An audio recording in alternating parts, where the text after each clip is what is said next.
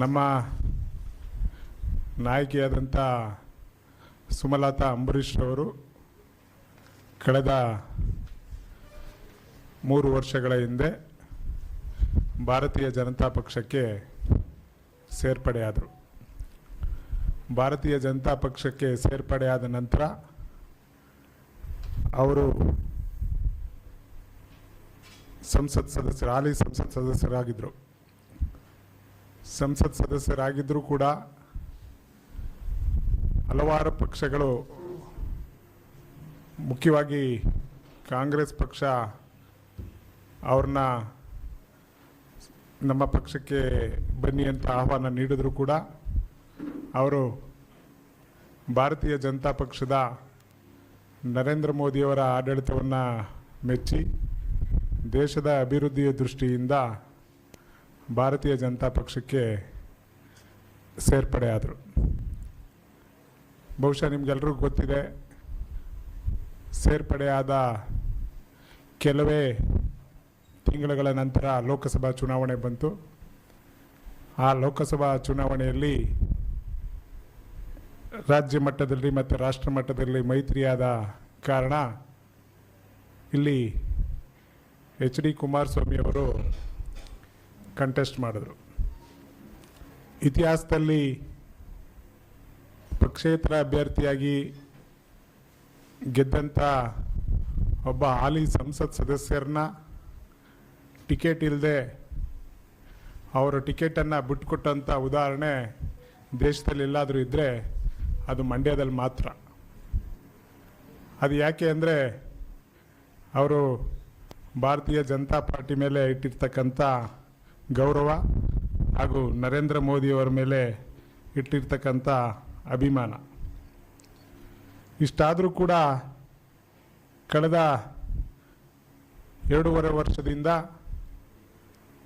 ನಮ್ಮ ನಾಯಕಿಯಾದಂಥ ಸುಮಲತಾ ಅಂಬರೀಷ್ ಅವ್ರನ್ನ ಭಾರತೀಯ ಜನತಾ ಪಕ್ಷದವರು ಯಾಕೋ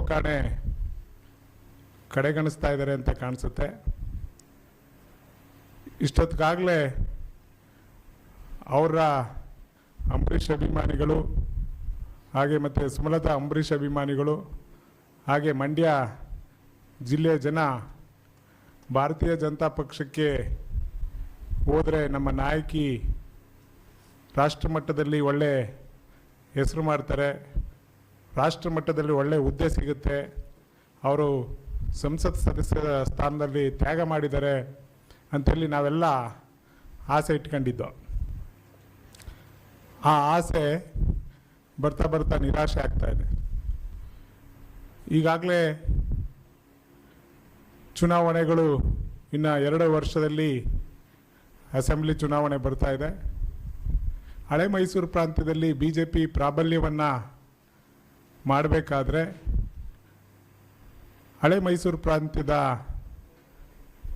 ಯುವ ಮುತ್ಸದ್ದಿ ಮತ್ತು ರಾಜಕೀಯದಲ್ಲಿ ತನ್ನದೇ ಆದಂಥ ಹೆಸರು ಮಾಡತಕ್ಕಂಥ ಅಂಬರೀಷ್ ಅಣ್ಣವರ ಧರ್ಮಪತ್ನಿ ಸುಮಲತಾ ಅಂಬರೀಷ್ ಅವ್ರನ್ನ ಒಂದು ಸ್ಥಾನವನ್ನು ಕೂಡ ಕೊಟ್ಟಿಲ್ಲ ಅನ್ನೋದು ನಮಗೆ ಭಾಳ ಬೇಸರವಾದ ಸಂಗತಿ. ಈಗ ಏನು ಮುಂದಿನ ದಿನಗಳಲ್ಲಿ ರಾಜ್ಯಸಭಾ ಏನು ಚುನಾವಣೆ ನಡೀತಾ ಇದೆ, ಆ ರಾಜ್ಯಸಭಾ ಚುನಾವಣೆಗೆ ನಮ್ಮ ನಾಯಕಿಯಾದಂಥ ಸುಮಲತಾ ಅಂಬರೀಷ್ ಅವ್ರನ್ನ ಪರಿಗಣನೆ ಮಾಡಬೇಕು. ಪರಿಗಣನೆ ಮಾಡಲಿಲ್ಲ ಅಂತ ಪಕ್ಷದಲ್ಲಿ ಹಳೆ ಮೈಸೂರು ಪ್ರಾಂತ್ಯದಲ್ಲಿ ಒಟ್ಟಾರೆಯಾಗಿ ರಾಜ್ಯದಲ್ಲಿರ್ತಕ್ಕಂಥ ಅಂಬರೀಷ್ ಅಭಿಮಾನಿಗಳು ಹಾಗೆ ಸುಮಲತಾ ಅಂಬರೀಷ್ ಅಭಿಮಾನಿಗಳು ಭಾರತೀಯ ಜನತಾ ಪಕ್ಷದ ಬಗ್ಗೆ ಇಟ್ಟಿರ್ತಕ್ಕಂಥ ಗೌರವ ಎಲ್ಲೋ ಒಂದು ಕಡೆ ಕ್ಷೀಣಿಸ್ತಾ ಹೋಗುತ್ತೆ. ಯಾಕೆಂದರೆ ಅವರು 5 ವರ್ಷಗಳಲ್ಲಿ ಸಾಕಷ್ಟು ಅಭಿವೃದ್ಧಿ ಕೆಲಸಗಳನ್ನ ಮಾಡಿದ್ದಾರೆ. ಮಂಡ್ಯ ಜಿಲ್ಲೆಯಲ್ಲಿ ಸಂಸತ್ ಸದಸ್ಯರ ಅನುದಾನವನ್ನು ಭಾಳ ಅಚ್ಚುಕಟ್ಟಾಗಿ ದೇಶದಲ್ಲೇ ಪ್ರಥಮವಾಗಿ ಸಂಸತ್ ಸದಸ್ಯರ ನಿಧಿಯನ್ನು ಬಳಕೆ ಮಾಡೋದರಲ್ಲಿ ಪ್ರಥಮ ಸ್ಥಾನವನ್ನು ಪಡೆದುಕೊಂಡ್ರೂ ಕೂಡ ನಮ್ಮ ಕ್ಷೇತ್ರದಲ್ಲಿ ಲೋಕಸಭಾ ಕ್ಷೇತ್ರದಲ್ಲಿ ಹಲವಾರು ಕೆಲಸಗಳನ್ನ ಅವರು ಮಂಡ್ಯ ಇತಿಹಾಸದಲ್ಲಿ ನಮ್ಮ ಮಹಾವೀರ ಸರ್ಕಲಲ್ಲಿ ರೈಲ್ವೆ ಅಂಡರ್ ಬ್ರಿಡ್ಜ್ ಸುಮಾರು ಒಂದು 20 ವರ್ಷಗಳಿಂದ ನೆನೆಗುದಿಗೆ ಬಿದ್ದಿತ್ತು.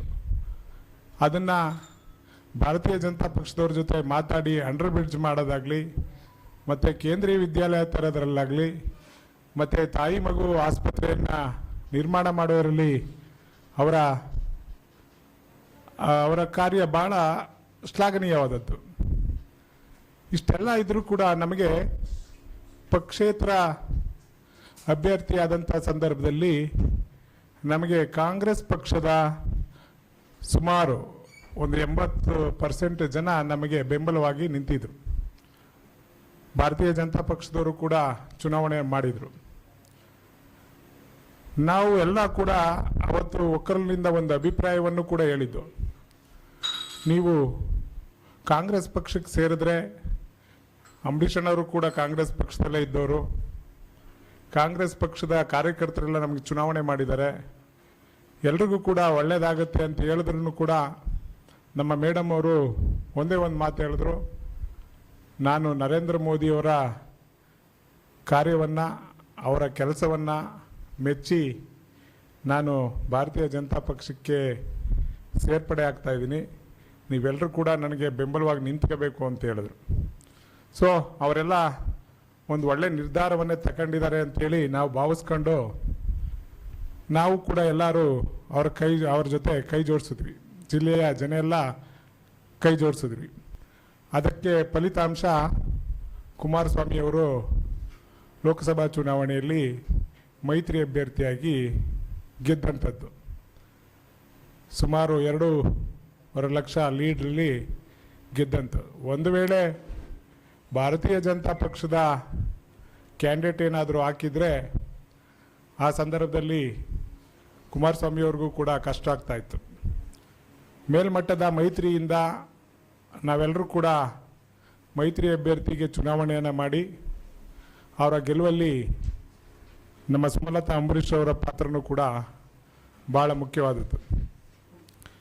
ಈ ನಿಟ್ಟಿನಲ್ಲಿ ಈಗ ಬರ್ತಾ ಇರ್ತಕ್ಕಂಥ ರಾಜ್ಯಸಭಾ ಚುನಾವಣೆಯಲ್ಲಿ ಭಾರತೀಯ ಜನತಾ ಪಕ್ಷದ ಒಂದು ಸ್ಥಾನ ಭಾರತೀಯ ಜನತಾ ಪಕ್ಷಕ್ಕೆ ಲಭಿಸೋದ್ರಿಂದ ಆ ಸ್ಥಾನವನ್ನು ನಮ್ಮ ನೆಚ್ಚಿನ ನಾಯಕಿಯಾದಂಥ ಸುಮಲತಾ ಅಂಬರೀಷ್ ಅವರಿಗೆ ರಾಜ್ಯಸಭಾ ಸ್ಥಾನವನ್ನು ನೀಡೋದ್ರ ಮುಖಾಂತರ ಹಳೆ ಮೈಸೂರು ಪ್ರಾಂತ್ಯದಲ್ಲಿ ಭಾರತೀಯ ಜನತಾ ಪಕ್ಷ ಬಲಿಷ್ಠ ಆಗಬೇಕು ಅಂದರೆ ಹಳೆ ಮೈಸೂರು ಪ್ರಾಂತ್ಯದಲ್ಲಿ ಅವರಿಗೆ ಆ ಸ್ಥಾನವನ್ನು, ರಾಜ್ಯಸಭಾ ಸ್ಥಾನವನ್ನು ನೀಡಿದ್ರೆ ಮುಂದಿನ ವಿಧಾನಸಭಾ ಚುನಾವಣೆಯಲ್ಲೂ ಕೂಡ ಒಂದು ಭಾರತೀಯ ಜನತಾ ಪಕ್ಷದ ಗೆಲುವಿಗೆ ಸಹಕಾರಿಯಾಗುತ್ತೆ ಅಂತ ಹೇಳ್ತಾ, ಈ ಸಂದರ್ಭದಲ್ಲಿ ನಾವು ನರೇಂದ್ರ ಮೋದಿಯವ್ರಿಗೂ, ಅಮಿತ್ ಶಾ ಅವ್ರಿಗೂ, ಹಾಗೆ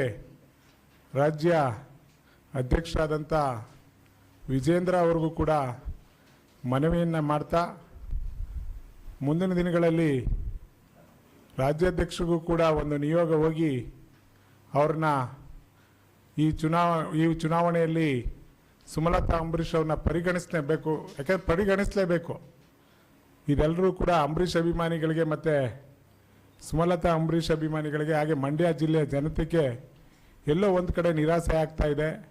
ದಯಮಾಡಿ ಭಾರತೀಯ ಜನತಾ ಪಕ್ಷದ ವರಿಷ್ಠರು ಈ ಕೂಡಲೇ ಇದನ್ನು ಗಮನ ಹರಿಸಿ ಈ ಒಂದು ನಿಟ್ಟಿನಲ್ಲಿ ರಾಜ್ಯಸಭಾ ಸ್ಥಾನವನ್ನು ಸುಮಲತಾ ಅಂಬರೀಷ್ ಅವರಿಗೆ ನೀಡಬೇಕು ಅಂತೇಳಿ ಒತ್ತಾಯವನ್ನು ಮಾಡ್ತೀವಿ.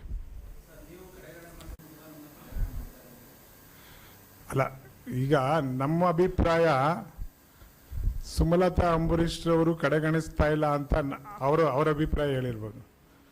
ನಮಗೆ 2 ವರ್ಷ ಆಗ್ತಾ ಬಂತು. ಚುನಾವಣೆ ಇನ್ನು 2 ವರ್ಷದಲ್ಲಿ ವಿಧಾನಸಭಾ ಚುನಾವಣೆ ಬರ್ತಾ ಇದೆ. ಮೈತ್ರಿ ಏನಾಗಿದೆ ಅಂತಲೂ ಇನ್ನೂ ಕೂಡ ಕ್ಲಾರಿಟಿ ಇಲ್ಲ. ಜಿಲ್ಲಾ ಮಟ್ಟದಲ್ಲಿ JDSನವರು BJPಯವ್ರು ಕರೀತಾ ಇಲ್ಲ, BJPಯವರು JDSನವ್ರು ಕರೀತಾ ಇಲ್ಲ. ಸೊ ನಾವು ಸ್ಟ್ಯಾಂಡ್ ಏನು ಮಾಡೋದು ಅಂತೇಳಿ BJPಯವ್ರಿಗೆ ಎಲ್ಲೋ ಒಂದು ಕಡೆ ಒಂದು ಕಸಿವಿಸಿ ವಾತಾವರಣ ಆಗಿದೆ.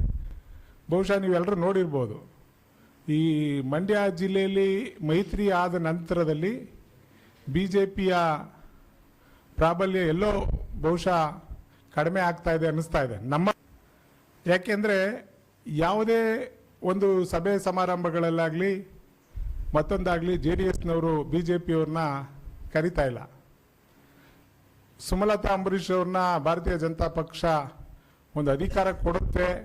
ಅವ್ರು ಹೇಳ್ತಾರೆ ಈಗ ಅವರ ಅಧಿಕಾರ ಬೇಡ ನನಗೆ ಅಂತಲೇ ಹೇಳೋದು. ನಮ್ಮ ನಾಯಕಿ ಕೇಳಿದ್ರೆ ಏನು ಹೇಳ್ತಾರೆ, ನನಗೇನು ಬೇಡ, ನಾನು ಅಧಿಕಾರ ಬೇಡ ಅಂತ ಹೇಳ್ತೀನಿ. ಅಧಿಕಾರ ಅವ್ರಿಗೆ ಬೇಡದೇ ಇದ್ರು ನಮ್ಮ ಕಾರ್ಯಕರ್ತರ ಕತೆ, ಅವರನ್ನು ನಂಬ್ಕೊಂಡಿರುವಂಥ ಕಾರ್ಯಕರ್ತರ ಕತೆ ಬೇಕಲ್ಲ.